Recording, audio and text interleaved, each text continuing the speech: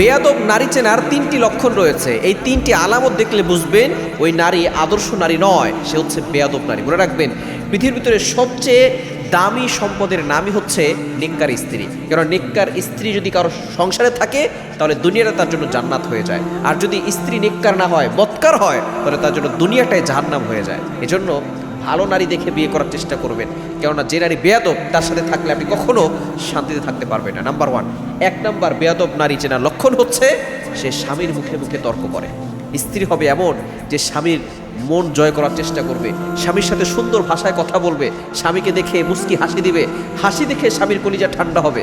কিন্তু দুঃখজনক হলে সত্য, বর্তমানে অনেক নারী এমন রয়েছে যারা স্বামীর মুখে মুখে তর্ক করে, স্বামীকে মানুষ মনে করে না। অথচ নবীজি সাল্লাল্লাহু আলাইহি ওয়াসাল্লাম নিজেই বলে দিয়েছেন, যদি আল্লাহ ছাড়া কাউকে সেজদা করা জায়েজ থাকতো তাহলে স্ত্রী তার স্বামীকে সেজদা করতে পারত। যেহেতু আল্লাহ ছাড়া কাউকে সেজদা করা জায়েজ নাই, এই জন্য স্ত্রী স্বামীকে সেজদা করবে না। তবে অবশ্যই যদি স্ত্রী জান্নাতে যেতে চায় তবে স্বামীর খেদমত করতে হবে। কিন্তু দুঃখজনক হলো সত্য, স্বামীর খেদমত দূরের কথা, মশারি টানা নিয়ে ঝগড়া লাগায়। এরকম স্ত্রী আছে না নাই? খবরদার, এটা করবেন না। যারা বেয়াদব নারী তারা স্বামীর মুখে মুখে তর্ক করে। দ্বিতীয় নাম্বার হচ্ছে স্বামীর হালাল আদেশ তারা শুনতে চায় না। স্বামী একটা বলে, সে আর একটা করে। স্বামীর পছন্দের বাহিরে কাজ করে। স্বামী যেটা পছন্দ করে না সেটা সে বেশি বেশি করে করে। স্বামী যেটা অপছন্দ করে সেটাই সে করে।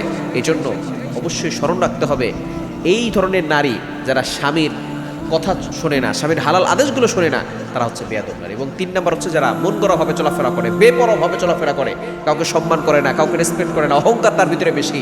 এই সকল নারীরা দুনিয়াতেও শান্তি পায় না, আখেরাতেও শান্তি পায় না।